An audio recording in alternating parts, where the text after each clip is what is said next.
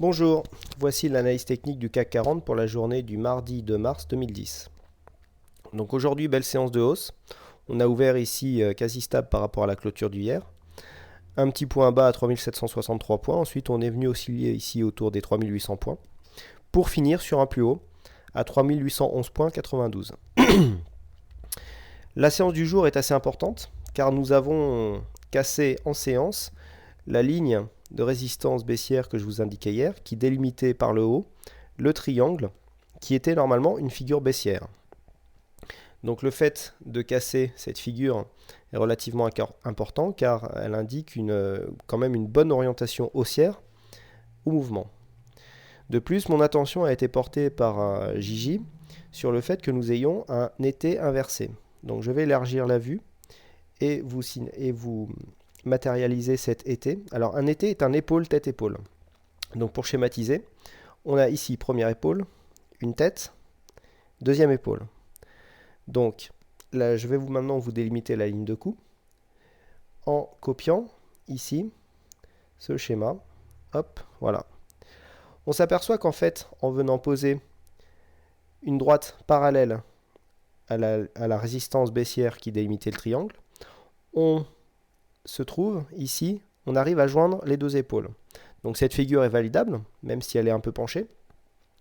Donc on a ici première épaule à ce niveau-là, ici une tête, ici deuxième épaule. Maintenant nous allons calculer l'objectif de sortie de cette figure. Donc pour ça en fait, on trace un segment que l'on prend de la ligne de coup jusqu'au point de sortie. Il nous suffit ensuite de reporter ce segment au niveau de la sortie. Si on décale le graphe, on s'aperçoit que en reportant la sortie ici sur la résistance, on a un objectif qui nous emmène juste sous la résistance majeure des 3930 points. Donc si cette figure devait se valider, l'objectif donc de l'été inversé serait 3930 points. Alors l'objectif n'est pas un objectif que le CAC doit atteindre directement pour valider la figure. On peut ici venir faire une première petite consolidation. Il ne faudrait pas par contre refranchir cette ligne à la baisse. Donc ici on peut venir là, baisser un poil avant de remonter vers les 3930 points. Ça sera donc la figure, ça sera donc l'objectif court terme qui sera donné pour valider cette figure. Ça me semble plausible.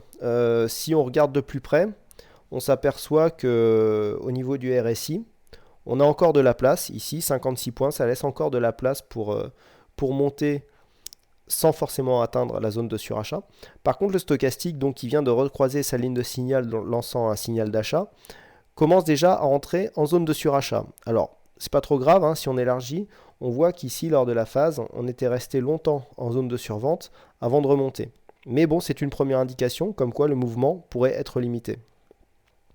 Donc, objectif moyen court terme, plutôt court terme. Hein. Donc la résistance ici des 3930 points.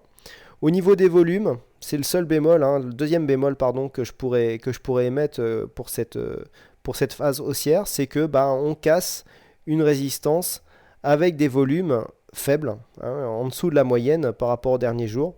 Donc c'est quand même un manque de force. Voilà. Merci pour votre attention. Passez une bonne soirée et à bientôt.